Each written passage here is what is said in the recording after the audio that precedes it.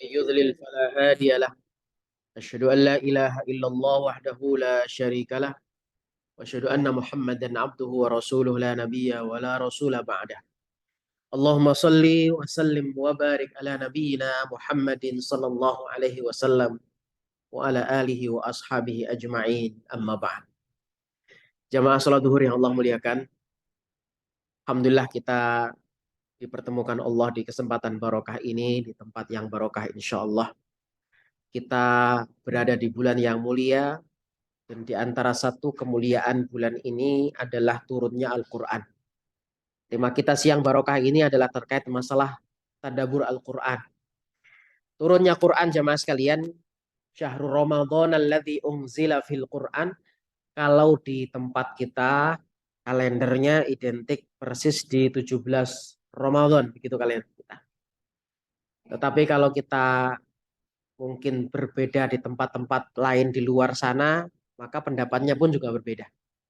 Di negeri-negeri Maghribi seperti Maroko dan sekitarnya yang bermadhab Maliki, atau seputaran Hijaz, Makkah, Madinah dan sekitarnya yang mayoritas bermadhab Hambali, agak sedikit berbeda tentunya pendapatnya dengan turunnya Al-Quran itu apakah di 17 Ramadan. Kita secara sadar jamaah sekalian tidak terbiasa untuk menggali, maka ini juga perlu untuk kita, sebaiknya untuk kita terus menggali. Karena sesuatu yang sebenarnya hari ini ditetapkan pun sebenarnya belum saklek gitu. Kenapa dikatakan belum saklek? Madhab yang berbeda ya saya contohkan. Kalau yang 17 Ramadan kan sudah banyak sering, meskipun tidak diungkap kenapa 17 Ramadan dalilnya apa, kita mungkin belum pernah mendapatinya. Saya sebutkan yang berseberangan dulu. Salah satunya, jadi banyak literatur jamaah sekalian yang membahas tentang poin ini. Saya menyebutkan 3 dalil pendek saja. Baru 3 dalil benarnya sudah terbantahkan. Yang pertama Allah berfirman, Inna anzalnahu fi lailatul qadar. Dalil pertama demikian, Allah turunkan Quran itu di malam Lailatul Qadar. Yang kedua, keterangan tentang ayat ini di mana Nabi SAW memerintahkan untuk taharru, cari, cari Lailatul Qadar itu oleh kalian. Fi witril akhir, fi witril ashril awakhir min syahr Ramadan. Di malam ganjil 10 hari terakhir. Maka dari 2 dalil, 17 tidak termasuk dari itu. Dalil yang ketiga, secara ringkas saja kita bahas, bahwasanya Rasul pernah ditanya tentang alasan beliau melaksanakan saum sunnah hari Senin. Maka beliau menjawab, inilah hari aku dilahirkan dan inilah hari di mana aku diutus. Diutusnya Nabi SAW ditandai dengan turunnya surah pertama kali dalam Al-Quran, yaitu surah Al-Alaq. Iqra' bismi rabbikal ladzi khalaq. Maka berarti hari Senin itu adalah turunnya Iqra'. Karena beliau mengatakan, aku saum di mana hari aku dilahirkan, dan aku saum di mana hari aku diutus. Maka turunnya Iqra, turunnya Quran menjadi tanda bahwa saya Nabi diutus dan itu adalah hari Senin. Ada para pakar sejarah yang meneliti apakah hari Senin saat turunnya surat Al-Alaq itu 17 Ramadan, dan didapati bukti tidak 17 Ramadan. Itu baru 3 dalil. Dalilnya yang membantah itu banyak sekali. Cuman tidak saya sebutkan semua, cukup 3 karena bukan topik pembahasan kita. Sekedar untuk clue saja bahwasanya kita perlu untuk mengkaji ulang. Ya, baik itu mungkin yang beralasan ini yang dimaksud mungkin turunnya Quran ke langit dunia, bukan turunnya Quran ke hati Rasulullah. Quran itu turunnya 2 tahap jemaah sekalian. Dari Allah Subhanahu wa taala ke langit dunia bernama Baitul Izzah. Itu jumlatan wahidah, 30 juz lengkap.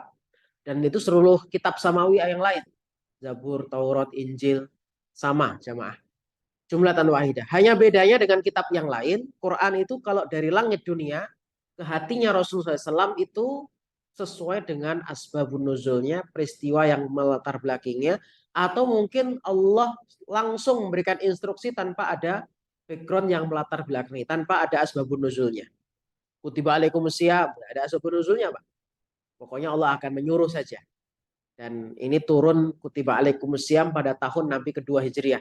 Nanti dibagi mana ayat-ayat yang turun di periode Mekah, mana ayat-ayat yang turun di periode Madinah. Itu adalah nanti perintah Allah kepada malaikat Jibril. Nah, malaikat Jibril disebut dengan Al-Mutahharun, makhluk yang suci. Nah, dari itulah nanti muncul perbedaan, awal perbedaan orang yang haid itu boleh nggak baca Quran. Itu berawal dari situ. Karena tafsir la yamassuhu illal mutahharun dimaknai pertama kali tidak menyentuhnya kecuali makhluk yang suci, yang dimaksud sebenarnya adalah para malaikat. Al-mutahharun dalam tafsir Ibnu Katsir diartikan mereka para malaikat. Tapi juga makna yang lain, al-mutahharun orang yang suci dari hadas, baik kecil maupun besar, maka di dalamnya termasuk orang haid dan nifas. Maka ada yang mengambil jalur pertengahan, madhab yang tidak melarang mutlak dan juga tidak mengharamkan mutlak, yang tidak menyuruh dan tidak melarang mutlak. Artinya apa? Seorang membaca Quran tanpa dengan menyentuh mushaf bisa dilakukan, ya. Entah itu membaca potongan-potongan ayat atau yang paling aman adalah membaca ayat-ayat yang sekedar dihafalnya, ya. Ini jamaah sekalian tentang turunnya Al-Quran. Nah, Quran ini topik pertama dibahas di dalam Al-Quran tentang hudan, petunjuk. Nah, menariknya jemaah sekalian, apa yang dibicarakan oleh Allah di surat Yunus ayat 58, ada sisi berbeda Quran membicarakan tentang apa isinya. Allah berfirman di ayat 58, a'udzubillahi minasyaitonirrajim, ya ayyuhan nas, hei manusia, qad ja'atkum mau'idhatun, telah datang kepada kalian min rabbikum mau'idhatun, dari Rabb kalian, isinya adalah sebuah nasihat. Jadi topik pertama di ayat ini agak berbeda dengan topik di syahrul Ramadan alladzi unzila fihil Quran hudal linnas, petunjuk yang dibicarakan. Tetapi jamaah sekalian, topiknya justru di ayat 58 berbicara tentang nasihat, motivasi. Quran itu motivasi. Yang kedua, wasyifaun lima fisudur, dan obat untuk apapun penyakit yang awalnya dari hati.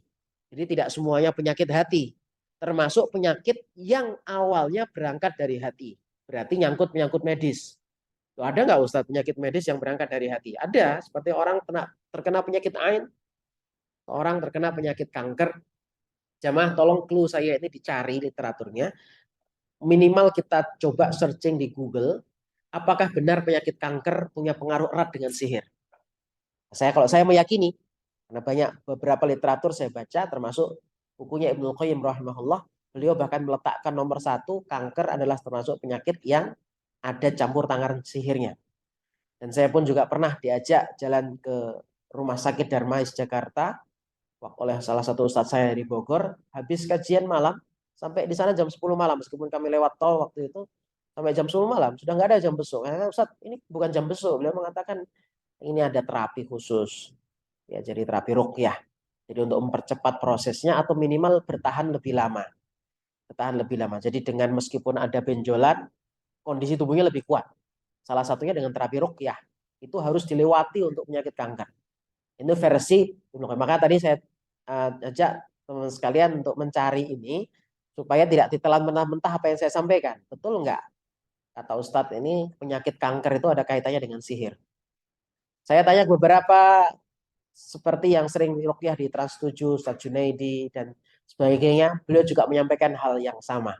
Penyempurnaan terapi kanker wajib harus melewati bab ruqyah dulu sebelum terapi yang lain. Silakan ini nanti dicari untuk lebih yakin ya mas kalian, sehingga kalau ada keluarga kita, saudara kita, orang yang kita sayangi, Allah uji dengan ujian itu, maka kita tidak salah langsung ke terapi lain. Tapi terapi pertama kali harus terapi ruqyah, karena pasti pengaruh sihir. Yang kedua adalah autoimun.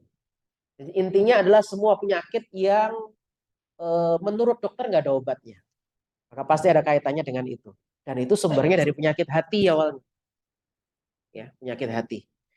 Nah, jamaah sekalian yang Allah muliakan, jadi Quran itu bicaranya tentang juga masalah syifa. Bukan hanya sekedar obat hati biasa, tapi juga ada kaitannya dengan urusan masalah kesehatan, masalah medis. Masalah ini dulu pernah terjadi di masa Khalifah Harun ar-Rasyid. Beliau pernah punya tabib Nasrani. Dan ini menjadi dalil bahwasanya muamalah dengan orang kafir tidak masalah dalam urusan duniawi. Yang tidak boleh adalah lakum dinukum waliyadin. Dalam urusan agama, urusan keyakinan, akidah, maka ya bagimu agamamu, bagiku agamamu. Di situ ketegasannya. Tapi urusan muamalah, dulu ada pasarnya orang-orang Yahudi. Ada pasarnya kaum muslimin. Rasul bisa beberapa sahabat kadang menggadai baju besinya, ya apa namanya, untuk keperluan tertentu dengan orang kafir. Dalam urusan muamalah, sahabat sekalian. Meskipun nanti orang muslim lebih cenderung loyal kepada pasarnya kaum muslimin. Itulah yang menjadikan sahabat Abdurrahman bin Auf itu bisa cepat naik melejit. Salah satunya karena loyalitas kaum muslimin kepada saudaranya. Apa sebab? Karena orang muslim tahu kalau sukses pasti hartanya dipakai untuk agama. Jadi mereka itu suka beli kepada sesama muslim.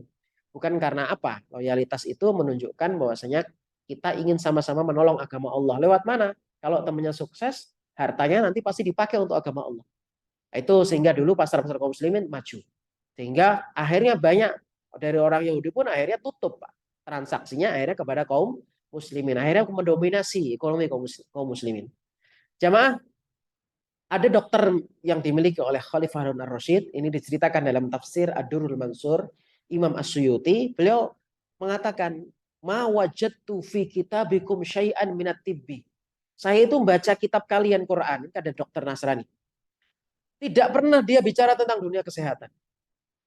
Maka Harun ar-Rasyid kemudian menyangkal, ya berarti kurang lengkap bacanya dan kurang teliti. Maka beliau mengatakan, qad jama'allahu tibba fi nisfi ayatin min kitabillah. Allah itu mengumpulkan pokok kesehatan pada sepenggal ayat dari kitabnya Allah. Jadi nggak sampai satu ayat. Dibacakan oleh beliau surat Al-A'raf ayat 31, pertengahan ayatnya. Wa kulu wasrobu wala tusrifu. Setiap kita itu mengalami petaka, penyakit, kehancuran, apapun itu menerpa kita dari keburukan, semua berawal dari sifat rakus. Dan ternyata urusan kesehatan sama. Ketika kita kata Allah, wa kulu wasrohu, makanlah kalian, minumlah kalian, wala tusrifu, dan jangan melampaui batas, inilah sebab kesehatan pertama manusia. Tidak melampaui batas. Dan tidak melampaui batas ini jamaah berlaku untuk semua perkara. Setiap orang melampaui batas pasti ujungnya kehancuran. Apapun itu namanya melampaui batas. Hatta perkara makanan yang bergizi saja. Melampaui batas ya bisa obesitas dan sebagainya. Ya, jadi jamaah yang Allah muliakan, ini Quran berbicara tentang kesehatan. Apakah Quran itu hanya sekedar bicara tentang urusan ukhrawi saja? Enggak, jamaah. Bahkan tadi disebutkan mau'idhatun mir rabbikum. Nasihat terbaik itu kalau diambil dari Quran. Maka kalau kita teliti membaca Quran, tak perlu kita motivator yang lain. Saya mencontohkan jamaah sekalian. Orang-orang kadang ketika memotivasi temannya yang sedang down, sedang lemah, sedang mungkin diuji permasalahan, tanpa sadar kita mengucap sebagaimana orang barat sering memotivasi, bahwasanya selalu akan ada pelangi selepas hujan. Pertanyaan kita, betulkah seperti itu? Nah, ini seperti pemanis di mulut saja, Pak, supaya terhibur temannya. Karena faktanya nggak realistis, tak selalu ada pelangi setelah hujan. Nah, kalau Quran berbicara nasihat realistis, Pak, sangat realistis. Allah berbicara ujian manusia, wadduha wallaili idza saja. Ada siang, ada malam, wajar. Kadang orang itu senang seperti waktu duha, kadang orang sempit, susah, gelap, takut mencekam seperti waktu malam. Mau ada korobu kau makola, Tuhanmu tuh nggak pernah meninggalkan kamu. Sehingga orang mukmin kalau temannya susah nggak langsung diponis, samain kurang sholawati, samain kurang zakatnya, ndak. Orang mukmin nggak gampang memfonis itu. Mungkin untuk muhasabah boleh, muhasabah, oh iya saya kurang istighfarnya, ya Allah banyak dosa, mudah-mudahan dengan ujian ini tergugur dosa saya, boleh Pak. Tapi kalau untuk memvonis tidak benar, karena ini adalah merupakan teologi Protestan, sebagaimana banyak negara-negara seperti di Eropa, Jerman, seperti Jerman paling banyak itu, mereka punya teologi orang yang disayang oleh Tuhan itu nggak akan susah hidupnya. Penghuni surga itu DP kenikmatan sudah dikasih di dunia. Maka mereka kalau punya harta, jamaah sekalian, orang Protestan itu protektif. Karena mereka takut miskin. Kalau miskin masuk neraka. Versi mereka. Nah, kita nggak boleh punya perspektif seperti itu. Kalau orang sedang mungkin diuji, warungnya sepi atau apa, kadang secara serta-merta kita langsung menjudge bahwasanya sampai kurang ibadahnya. Bisa jadi dia adalah orang yang selalu menempati saf pertama. Belum punya rumah, oh, sampai kurang sholatnya. Beliau saf pertama terus paling awal. Maka orang mukmin menyikapi susah senang itu ujian, dua-duanya ujian. Ya makanya Allah menghiburnya pakai hiburan yang kalimatnya realistis, mudah diterka oleh akal kita. Oh iya, kita tiap hari melewati siang, kita tiap hari nggak lewati siang terus kok, habis siang ada malam. Realistis, Pak. Kalau tadi hiburan dari orang lain, selalu akan ada pelangi setelah hujan. Ternyata nggak benar juga. Nggak semua ada pelangi, bahkan jarang pelanginya. Lebih sering pelangi atau enggak? Lebih sering enggak malahan. Ya, berarti ini cuman pemanis bibir saja. Contoh yang lain ya Mas kalian. Quran ketika menghibur Nabi SAW saat sering berulang-ulang diucapkan kalimat orang gila, tukang sihir, ya pemecah belah suku, pemecah belah bangsa. Karena menganggap ini agama menghancurkan keyakinan nenek moyang dan sebagainya. Ditujuh macam-macam. Padahal awalnya Rasul itu punya gelar Al-Amin. Orang yang paling dipercaya. Sejak beliau mendeklar saya adalah utusannya Allah, berubah menjadi kebencian, hinaan. Jamaah kita ini secara psikologis tidak bisa tidak terpengaruh dengan omongan orang. Ya, kita ini termasuk makhluk yang paling mudah mendengarkan omongan orang, terutama omongan lawan jenis. Ya, tadi di Masjid Ar-Rahman menerangkan bisikan perempuan kepada laki-laki itu berbahaya. Jadi contoh ya, saya pernah ngisi di hari mati.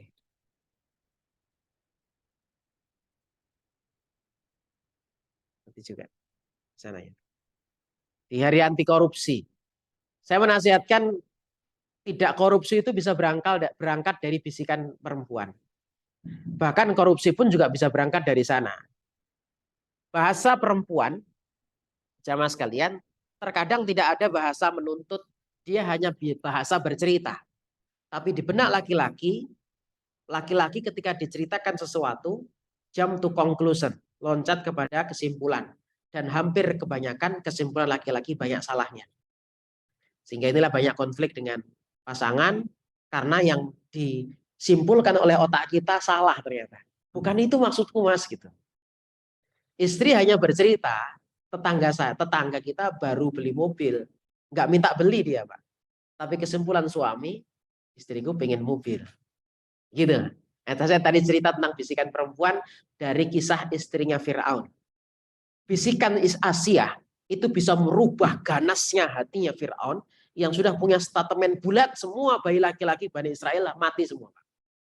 Tapi bisikan istri bisa membuat Fir'aun mengecualikan khusus bayi Musa selamat. Bisikannya siapa? Mas, qurratu ainun li walak. Semoga anak ini menjadi penyucuk mata untukku dan penyucuk mata untukmu. Menyenangkan kita mas. Diulang terus. Jadi inti kita itu termakan sesuatu itu kalau kita mendapatkan informasi berulang-ulang Pak. Iklan, kenapa kita kadang sering kemakan iklan dan bisa kecewa? Karena iklannya kita dengar berulang-ulang. Begitulah tafsir dalam surat An-Nas, waswasil khannas itu, waswasa itu maju, mundur bukan untuk pergi, tapi untuk melakukan serang ulang. Terus itu. Bahkan nyerangnya itu cuma di bagian dada jamaah. Uniknya kita bisa membuka pintu hati kita untuk dia. Kenapa kok kita kepo? Karena dia sering was-wasnya. Jamaah kenapa kita klik iklan? Karena dia sering muncul berulang-ulang. Awalnya nggak tertarik Pak. Ya, kita sering kemakan iklan. Bahkan ada produk lebih bagus pun kita tinggalkan karena yang di benak kita sudah tertanam, terinstal. Sarung, gajah duduk, atlas, paling sering iklan. Masuk angin, wes bablas angin ini. Yang sering keluar kan itu, Pak. Otomatis. Nah, begitu juga dengan bisikan. Kalimatnya Asia diulang berkali-kali. Nah, ini penyejuk mata kita, nyenengin lah. Kan belum punya anak. Asia belum punya anak. Maka disebut dengan Quran Imro'ata Fir'aun. Kalau perempuan disebut imro'ah, itu ciri khasnya salah satunya nggak punya anak. Ya, itu sebutan imro'ah. Disebutlah itu jamaah sekalian. Dan itu berulang-ulang. Meskipun Fir'aun mengatakan, laka walaisali. Penyejuk matamu bukan mataku, aku sumpah. Mungkin begitu ya. Itu kata Fir'aun. Dan betul, dia nanti akan menjadi sebab kehancurannya Fir'aun. Karena dia sendiri sudah menolak Pak kebaikan itu. Tapi lihat tadi kencangnya bisikannya wanita, bisa merubah kasarnya dan kerasnya hatinya Fir'aun. Statementnya bisa ada pengecualian. Khusus Musa selamat. Gara-gara bisikannya wanita. Istri bilang, Pak beli nasi goreng. Meski kita menyangkal, banyak makanan kok, beli nasi goreng. Itu mulut kita Pak. Di jalanan kita pasti mikir, kasihan ya nggak dibelikan. Itu laki-laki, Pak. Maka dia nggak bisa sering dibisiki oleh lawan jenisnya. Jamaah yang Allah muliakan, jadi Nabi itu sering diomongin. Itu secara psikologis, Nabi itu manusia. Secara basyariah, kebutuhan biologisnya, sama, beliau lapar, beliau penikah, sama Pak. Beliau lupa, sama dengan kita. Hanya bedanya beliau sempurna karena Allah bimbing dengan wahyu. Manusia terbaik, tidak ada yang mengungguli Nabi SAW. Tidak boleh kita celah kekurangan Nabi SAW. Itu beliau secara manusiawi diomongin tukang sihir, orang gila, ya tetap Pak, ada rasa di hati. Tetap, sumpek ada. Lihat bagaimana Allah menghibur. Allah menghiburnya jemaah sekalian dengan bahasa-bahasa yang sangat keren. Contoh turun surat Yasin. Yasin wal Qur'anil Hakim innaka laminal mursalin ala siratim mustaqim. Contoh Allah menyebut Nabi, yang kau sampaikan itu udah benar. Engkau ala siratim mustaqim, trekmu, jalanmu sudah tepat. Kitabmu datang dariku. Jadi syarat komunikasi aktif itu topiknya keren, pematerinya keren, cara penyampainya keren. Nah, Nabi punya semua coba. Tapi tetap orang itu tidak suka dengan topik yang disampaikan Nabi. Ya, ini Quran ini sihir, macam-macam lah. Nggak suka. Nah, itulah yang menjadi sebab Nabi itu mendapatkan respon jelek dari kaumnya. Tidak semua, Pak. Tapi mayoritas orang musyrik saat itu masih tidak suka dengan yang didakwahkan Nabi. Nabi kemudian sumpek, Pak. Gimana cara Allah menghibur? Allah kuatkan dengan beberapa cara. Satu, innaka laminal mursalin. Dalam dunia psikiater, psikolog, kalau ingin menenangkan pasiennya yang mungkin sedang punya beban berat, salah satunya metode yang dipakai adalah metode komparasi. Metode di mana supaya orang itu merasakan masalah ini bukan masalah lo tok. Orang lain juga punya masalah yang pernah sama. Contoh ada anak stres, ditolak skripsinya berkali-kali. Itu banyak, Pak. Saya barusan lagi menghadapi ada anak skripsi, dosennya ganti di masa COVID, sekarang ganti baru, judul yang sudah berkali-kali di store, ternyata untuk dosen yang baru membimbing, disuruh ganti lagi. Anak perempuan, Pak, sudah kuliah. Saya bilang sama ibunya, Bu, bawa pulang dulu ke Balikpapan. Sudah minum sampai pada level minum obat penenang. Ada jurusan S2, teman dari salah satu guru saya, beliau terjun dari lantai 11, Pak. Gara-gara dosen pembimbingnya mengatakan stupid tiap waktu. Kamu itu bodoh banget sih. Gini, itu S2, Pak. Terjun dari lantai 11. Kenapa? Berulang-ulang kalimat itu didengarnya. Pasti mempengaruhi. Pasti mempengaruhi. Nah, Nabi dihibur oleh Allah. Ini salah satu Quran untuk nasihat dan untuk hiburan yang luar biasa. Maka healing paling bagus itu dengan Quran sebenarnya. Kalau kita paham isi dan maksudnya. Nah, itu jamaah sekalian, Rasul dikatakan engkau itu lamina, termasuk bagian dari deretan utusan yang aku utus, Rasulku. Artinya bukan yang jadi Rasul itu bukan Nabi saja. Dan masalah yang dihadapi Nabi saat ini, bahkan dulu sebelum Nabi, sudah ada Nabi-Nabi yang dibunuh oleh Bani Israel. Bani Israel itu salah satu keburukannya membunuh para Nabi yang diutus kepada mereka. Ya, membunuh para Nabi yang diutus kepada mereka. Itu Bani Israel. Nabi kemudian agak tenang. Oh iya, bukan aku tok yang ngalami ujian ini. Sudah pernah ada orang itu. Biasanya kalau psikolog mengatakan, Dek, itu ada loh, saya punya temen itu S2 sekarang. Dulu 10 kali ditolak skripsinya pertama kali S1. Kamu baru 5 kali kan? Sekarang sudah S2 dia, sukses sekarang menjabat apa. Diceritakanlah kisah orang sukses yang dulu pernah melewati kegagalan yang sama. Ini namanya metode komparasi, membandingkan. Dan itu ternyata dari surah Yasin, Pak. Lebih keren ternyata. Saya ingin contohkan jamaah sekalian. Hari ini viral tentang kalimat-kalimat afirmatif contohnya. Apakah Quran kemudian kurang sehingga kita kemudian mengambil opsi untuk menyemangati diri, keadaan sakit, keadaan sedang mungkin kurang, kemudian kita pakai itu. Apa itu, Pak? Alarm berhenti. Oleh pengumuman ya. Oh, sebelah. Saya kira sebentar lagi, Pak. Jadi jamaah sekalian Allah muliakan, kita sering mengatakan saya bisa nulis status pagi hari, saya sering lihat jamaah itu nulis gitu ya. Bukan enggak boleh, bagus, Pak. Saya bisa, saya sukses, ya apa namanya, ya nggak perlu lah bilang saya keren, nggak usah ya, Pak. Keren, saya glowing, itu perempuan gitu ya. Ya, saya sehat kalau sakit gitu. Quran jemaah sekalian, kalau kita teliti, itu keren luar biasa kalau mengajarkan kalimat afirmatif. Sakit. Allah itu paling tidak suka kalau kita itu justru mengandalkan diri kita, karena masuk kategori sombong. Saya sukses, siapa yang buat kita sukses? Allah. Kalau itu gak kita libatkan, Allah malah marah. Saya sehat, siapa yang membuat kita sehat? Allah. Lihat bagaimana redaksi, contohkan orang sakit nih. Dulu pernah Nabi yang paling sakit, salah satunya Nabi Ayub. Sakit yang membuat orang itu menjauh, semua yang menjauh, termasuk keluarganya. Dan itu waktunya lama. Lihat kalimat afirmatif yang beliau ajarkan. Anni masanni yadurru wa anta arhamur rahimin. Ya Allah, memang saat ini aku sedang mendapatkan madarat darimu ya Allah. Tapi karena tahu itu madarat dari Allah lebih tenang. Kenapa? Karena tapi aku tenang ya Allah karena aku punya engkau yang baik banget sama saya. Rahim, yang penyayang sama saya. Itu kalimat afirmatif. Gak masalah seperti ini. Yang penting saya punya Allah yang sangat sayang sama saya. Jadi kalau kita sudah merasa Allah sayang sama kita, selesai Pak. Apapun yang terjadi, Allah sayang sama saya. Nabi Ibrahim dalam kobaran api.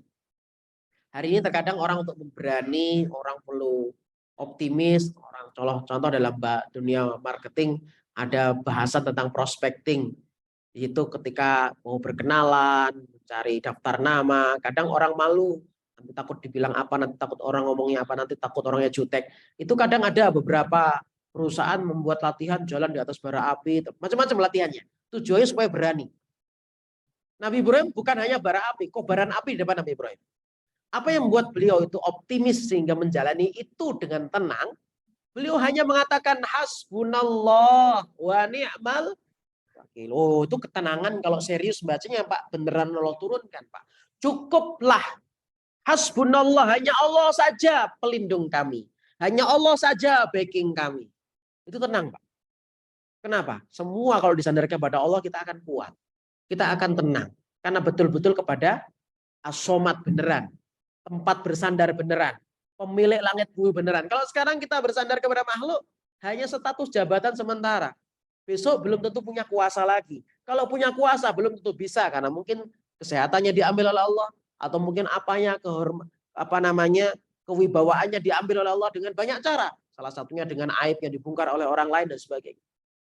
Hari ini jemaah sekalian, maka kita kembali kepada Al-Quran yang memang Allah turunkan, salah satunya selain petunjuk, dia adalah mau'idhah. Mau'idhah. Nasihat terbaik. Nasihat terbaik. Jamaah yang Allah muliakan, tadi Quran berbicara baru tentang masalah nasihat. Kalau kita gali Quran ini jamaah sekalian, sebenarnya ada rinciannya. Kalau sedih itu apa yang kita baca, susah agak lagi usaha, sudah capek-capek ternyata gagal.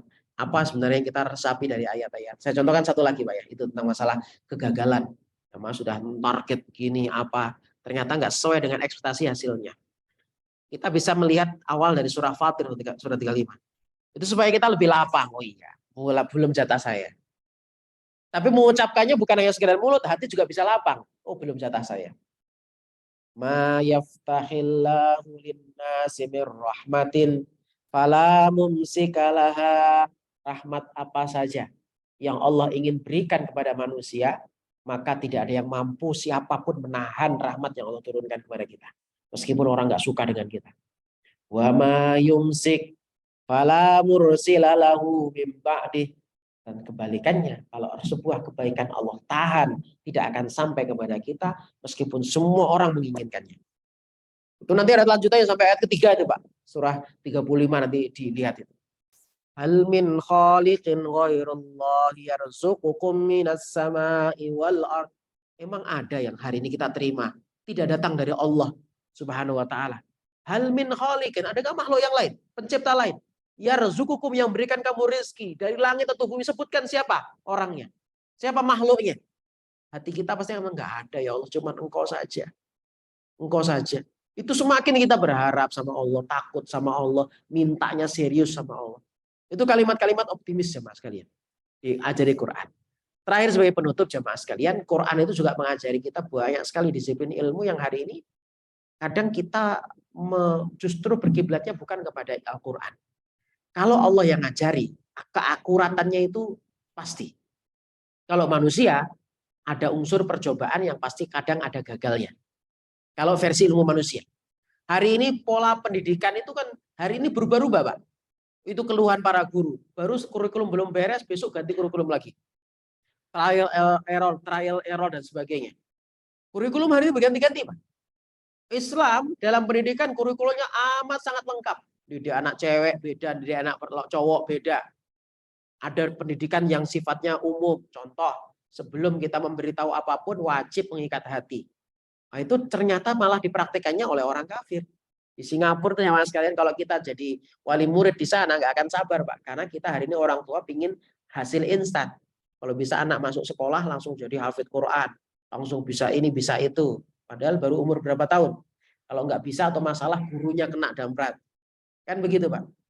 Kita bisa membayangkan Pak, kalau anak-anak kita diajari 3 bulan cuma suruh ngantri, ngajari berbagi, kalau mainan diajari mainan, dan di mainan itu ada pelajaran buahnya, diajari berbagi, diajari simpati, empati. 3 bulan pertama nggak ada pelajaran A, B, C, nggak ada. Dan itu dipraktikkan oleh orang Barat. Ilmu-ilmu metode yang ada dalam Islam. Hati kalau sudah terikat, apapun yang disampaikan nurut. Siapa? Siap guru. Tapi kalau hati ya dongkol, kadang malah diprank gurunya Pak. Kalau bisa gurunya nggak ngajar, dia buat apalah, tempat duduknya dikasih sambel kah atau apa. Akhirnya gurunya sakit nggak jadi ngajar. Hari ini kan sampai kelakuan generasi seperti itu Pak. Gurunya itu diprank. Karena nggak suka, kalau bisa nggak ada pelajaran. Kalau periode kita dulu, senangnya di masa dulu kalau ada pengumuman guru lagi rapat, libur. Kalau di masa-masa kita dulu Pak ya. Anak-anak tahun 80-an. Ya. Nah, gurunya lagi rapat, itu andalanya tidak. Alhamdulillah. Libur. Jadi jamaah sekalian Allah muliakan, banyak pendidikan dalam Islam. Makanya saya lewat nasihat kali ini, di waktu yang singkat ini, kalau ada generasi kita, anak-anak kita, belajar Quran dan suruh seriusi Pak. Dan jangan khawatir mereka nggak tahu apa-apa. Wa yu'allimukum ma lam takunu ta'lam. Quran akan memberikan ilmu, sesuatu yang orang lain tidak diberikan ilmu. Apakah ilmu dunia nggak ada Ustaz? Ada semua. Jamaah nilai atom hadid itu ternyata di suatu hadis dibahas rinci sampai angkanya. Sampai angkanya. Tentang biologi, lengkap, banyak dokter. Jadi ada satu channel YouTube judul pakai bahasa Arab tapi sayangnya masih itu belum terjemah. Judulnya Bil Qur'ani Ihtadaina. Dengan Quran kami mendapatkan hidayah petunjuk. Itu kisah tentang masuknya beberapa kaum muslimin dengan latar belakang beda, salah satunya sekian banyak itu masuk Islamnya lewat jalur teknologi. Ilmu pengetahuan, ada yang medis, masuk Islam gara-gara membahas ayat-ayat ini. Pertanian, gimana Quran bicara masalah petir, masalah sulfur, masalah nitrat dan sebagainya yang itu berasal dari petir. Tanahnya beda, bibitnya sama, yang satunya wangi, satunya nggak wangi. Kan aneh, di tempat sana harum padinya. Dibawa ke sini bibit yang sama, nggak ada harumnya sama sekali. Itu nanti ada penelitiannya dalam Quran. Lengkap. Ada yang masuk Islam, dokter itu mentadaburi 3 lapisan kegelapan dalam perutnya ibu. Ternyata sebelum dunia medis bahas, Quran sudah mengatakan itu. Ya, Dr. Maurice Bucaille dari Prancis meneliti mumi Mesir masuk Islam. Karena dia pernah baru akan mendapatkan penghargaan karena hasil penelitiannya mengatakan bahwasanya Fir'aun beneran tenggelam di laut. Tapi kemudian dibantah sebelum penghargaan diberi oleh ulama kaum muslimin, maka Allah sudah lebih dulu berfirman bahwasanya Fir'aun tenggelam di laut dan akan diselamatkan utuh jasadnya. Dalam surat Yunus, fal yauma nunajjika bi badanika litakuna liman khalfaka ayah. Banyak masuk Islam, Pak. Ada orang masuk Islam belajar ilmu biologi. Karena Quran sebelum dulu ada USG, sebelum ada ilmu-ilmu yang lain, alat-alat canggih, Quran sudah ngajari detail bahwasanya pemimpin semut adalah queen, perempuan. Dari ayat ketika pasukan Sulaiman akan melintas ya ke sebuah daerah, semut berkata. Siapa yang berkata? Qalat. Kalau laki-laki qola, kalau perempuan qolat, ada taknisnya. Berkata semut betina, memberikan instruksi. Ya ayuhan namlu, wahai semut jantan. Berarti semut bekerja, semut berjantan. Ya, udkhulu masakinakum. Nah, itu simbol-simbol dalam Quran, Pak. Dan itu sumber ilmu pengetahuan. Apalagi masalah takwil mimpi. Karena syariat ini tidak luput daripada mimpi. Adzan dari mimpi. Korban dari mimpi. Nabi Ibrahim membeli anaknya. Maka nanti dalam Islam ada pembahasan takwil mimpi. Di dalam contohnya dalam surat Yusuf itu ada beberapa mimpi. 11 bintang, bulan, matahari. Mimpi juga satu sel dengan Nabi Yusuf. Orangnya ini adalah orang yang dituduh merencanakan pembunuhan. Satu tukang rotinya raja, yang kedua tukang anggurnya raja. Mana yang benar? Ada mimpi yang datang. Ya, diceritakan kepada Nabi Yusuf, ditakwilkan.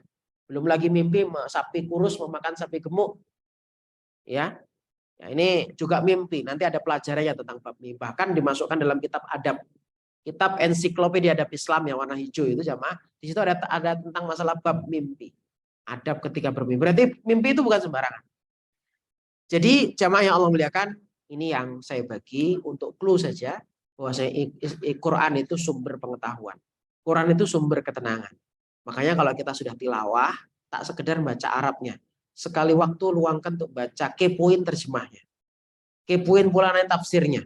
Supaya itu bisa menjadi sebab ketenangan hati karena kita sadar, paham apa yang kita baca. Kalau itu sudah kita dapat, Pak, tidak perlu motivator lain. Motivator yang paling sempurna itu Quran. La ilaha illa anta subhanaka inni kuntu minadh dhalimin. Nabi Yunus udah tenang Pak, hari ini ibu-ibu gelisah menunggu kelahiran bayi, baca itu tahu maknanya, insya Allah akan ditenangkan oleh Allah. Ya Allah, sandarkan hanya kepadamu saja, tidak ada yang lain. La ilaha illa anta subhanaka. Maha suci aku dari sifat sering memprasangkakan buruk kepadamu ya Allah. Ini kuntu minadh dhalimin, aku yang dolim, engkau nggak pernah dolim ya Allah.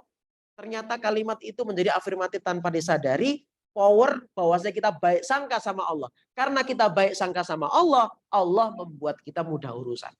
Maka Nabi Yunus dikatakan oleh Allah, falaula annahu kana minal musabbihin, andaikan beliau tidak banyak berwirid seperti tadi itu, bertasbih seperti itu, lala bisa fi batni ila yaumi yub'atsun.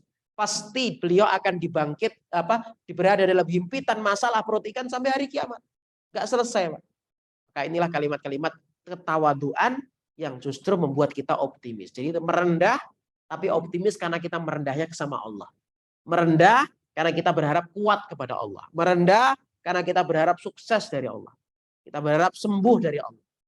Itu jamaah sekalian, ini cuplikan saja tentang sekilas tentang gambaran faidah daripada tadabbur Quran. Quran tidak hanya sekedar bicara petunjuk, tapi juga urusan nasihat, urusan motivasi, urusan kesehatan, dan urusan-urusan yang lainnya. Semoga bermanfaat apa yang kita tadabburi siang hari ini. Semoga Allah merahmati kita semuanya. Terima amal Ramadan kita, sholat kita, puasa kita, sujud rukuk kita, infak sedekah kita, dan dijadikan istiqomah nggak hanya temporer mengisi masjid ini, sholat ataupun yang lainnya di bulan Ramadan saja, tapi istiqomah sampai akhir hayat kita insyaallah. Rabbana taqabbal minna innaka antas samiul alim wa tub alaina innaka antat tawwabur rahim. Wa sallallahu ala nabiyina Muhammad wa ala ali Muhammad. Assalamualaikum warahmatullahi wabarakatuh.